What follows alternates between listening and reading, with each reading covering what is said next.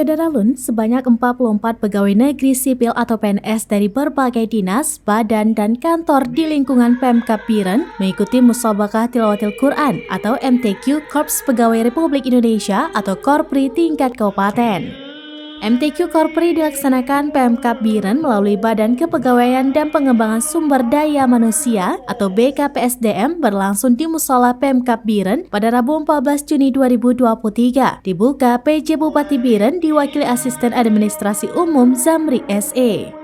Kepala BKPSDM Biren Zaldi APSOS mengatakan peserta terdiri dari para PNS yang mempunyai kemampuan membaca Al-Quran dengan baik yang ditunjuk oleh masing-masing SKPK di lingkungan Pemkab Biren sebanyak 44 orang.